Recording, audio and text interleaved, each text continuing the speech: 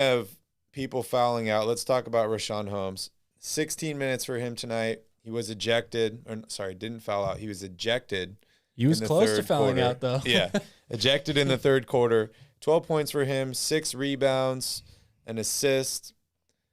Tell me about his game tonight. I want to hear if you feel like he deserved an ejection for throwing the headband. No, I don't feel he deserved it. However, I understand why in that moment. I thought I was very surprised that they quickly double teed him.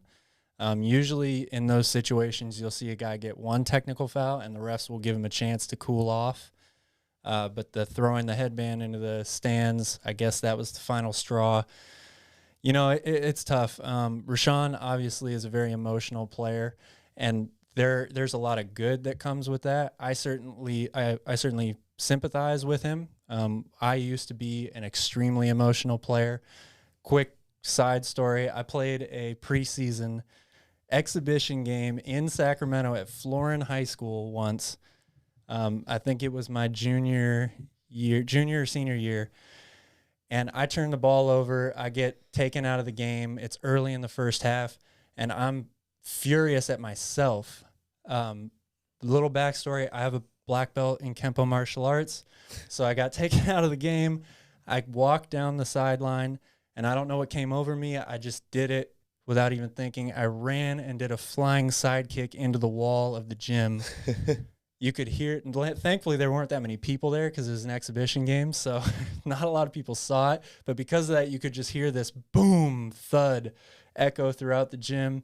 I was furious, and I did not play for the rest of the game because of that. Not because I got kicked out of the game by the officials, but our coach didn't put me back in. So I totally, sympathize, like I said, with Richaun for getting emotionally caught up. But that was a really, really big – could have been a really big turn of events there for the Kings. He needs to kind of learn or find a way to somehow trim down that emotion. Maybe it's like we saw him earlier this year where he ran into the tunnel so that nobody could see him, and he probably was bashing chairs and doing all sorts of stuff off camera. But, thankfully the Kings were able to put together a big fourth quarter and they didn't need him. But that could have really hurt them. So, moral of the story, don't fuck with Calvin. Especially when he's angry. No, that story wasn't meant to put that vibe out, but just don't do stupid stuff on the basketball court is all I'm saying. Yeah, I mean, they could do like what the Pelicans did when they traded for Boogie Cousins. They made like a cage for him underneath the stands where he could cool off. Yep. That's funny. Yeah, I feel bad for Richaun. He's been playing really good lately. Game at that point. Yeah. So it was a very close game. Could have been really, really big. Richaun's been playing really well. And the calls have been going against him all season long, so I can definitely tell why he's frustrated. So the reason I bring this up is Kings don't have a lot of bigs, or at least in the starting lineup. They normally play Alex